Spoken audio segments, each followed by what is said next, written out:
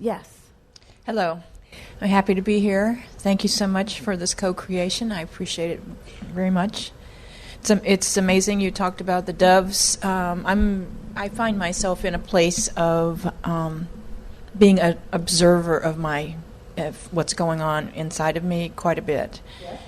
And last night at the magic show, a friend of mine and I were sitting there watching the show, and just as it ended, we were walking out, and I said, I really felt awful right there at the end. I don't understand. What was that going on? And she says, I felt really awful at the end myself, and I don't understand what that is.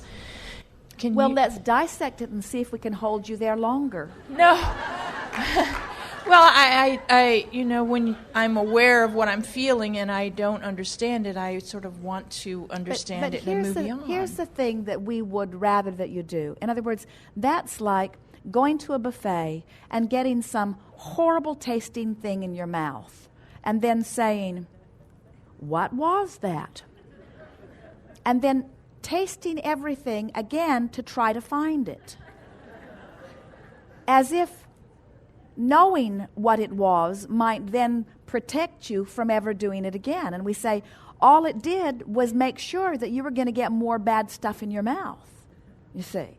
So when what your guidance system is saying to you, when something touches you that doesn't feel good, your best line of defense, and we don't really mean it in that way, what you're really wanting to do is to say, now let's see if I can find something that feels better rather than trying to pinpoint what felt so bad. And the reason that we're sort of pouncing on this in a stronger than it deserves way is because it really is at the basis of everything that we are teaching here. You're really wanting to gravitate toward what feels better rather than trying to figure out what feels. In other words, the name of the releasing of resistance game, the name of the game is releasing the resistance into the better feeling place. You're reaching for relief, you're reaching for relief, you're reaching for relief.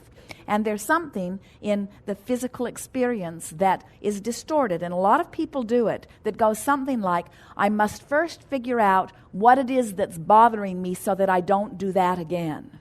And it doesn't work that way, because in the moment that you try to figure out what's bothering you, you're doing it again. You've activated again. You're alert to it again. You're on the signal of that again, and more like that is going to make its way into your experience, you see.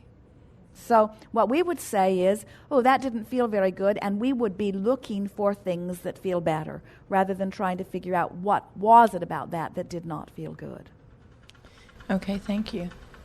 Being the observer inside of me, checking out what's going on with inside of me, does that keep me from feeling good feeling things? Because I've been in, the last time we were together, we talked about the contrast and that I didn't have enough contrast. That's why I didn't have a whole lot of feelings going on. Here I am in this magnificent ship with all this wonderful experience that is going on, and I don't feel a lot of contrast. And I truly want to feel the joy and happiness of being that little child at Christmas, that wonderful feeling, that happy feeling. And I'm wondering if being the observer of the feelings is keeping me from being in the joy of the moment. Well, now you tell us, what's going on right now?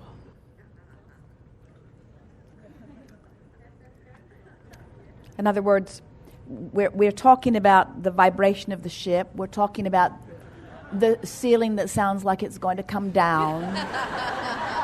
We're talking about the motion. In other words, so here you are in this powerful now, having an opportunity to observe. Does what you observe affect the way you feel? Yes. And do you have the power to hold your attention in a place other than what is dominant in your observation? In other words, what is observation anyway? It's a point of focus, isn't it? Yes. So in any point in time, there are many options that you could focus upon. But there is a tendency, and did you feel it here? There is a tendency to do what you were doing as you began here by saying, at the end of the show, there's something that didn't feel very good, and I began to sort of probe to try to figure out what it was. And there's a tendency to look into any moment in time and observe whatever it is that feels like it is askew or off a little bit. But that is using different criteria than we are encouraging as your basis of what you're observing, isn't it? In other words, did anyone look up just now? Did anyone wonder what it was that was vibrating? Did anybody wonder what was going on that was causing the overall vibration? And so in that observation, what criteria were you using? Was it the criteria, I think I'm looking towards something that's going to make me feel good? That wasn't the criteria, was it? The criteria was, what's wrong? What's going on? And so observation in and of itself can serve you in a positive way or in a negative way. In other words, there's much that you can observe in your past, in your now. There's much that you can focus upon, past, present, or future. What we're encouraging is that you just care so much about how you feel that in time your desire to feel good guides where you focus. And you see, it's a little tricky because first there is the focus, which is the generation of the thought, which is the activation of the vibration.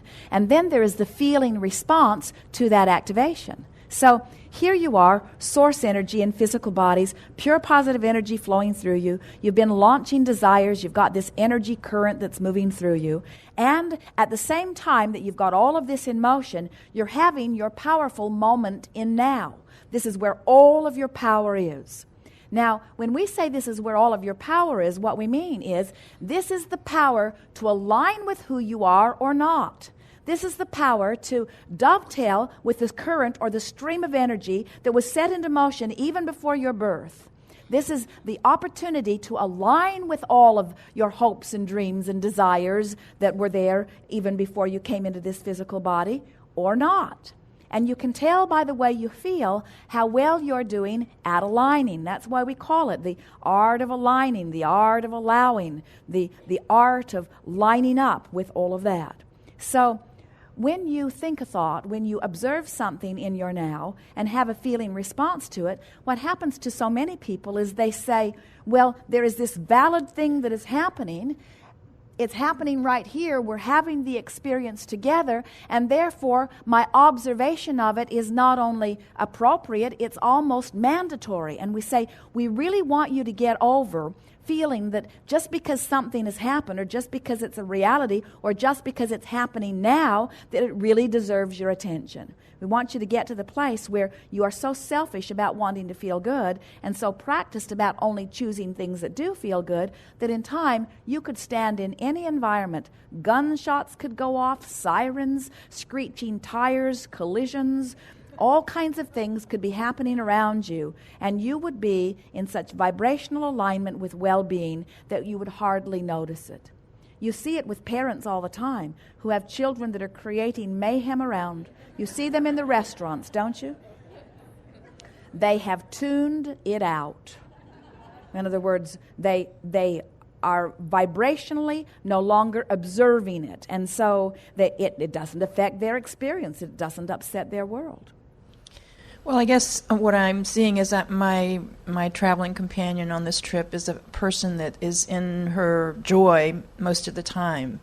And when we're both experiencing the same thing, she's just like bubbling over like a little kid, and I'm just sitting there observing. And I really would love to be bubbling over like that little child.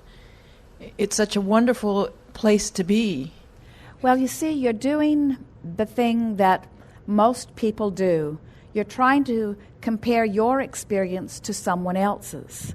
And that'll get you every time. Because not only do you not know what vibrational components of desire are present within another, but you don't know what has caused them to vibrate where they are. In other words, you can see exterior or peripheral results of someone's joy, but the only comparison that you're wanting to make is between where you are and where you can be. We want so much for you to feel this when we say this to you. We love it when someone like you moves from unworthiness to hopefulness every bit as much, no, 1,000 times more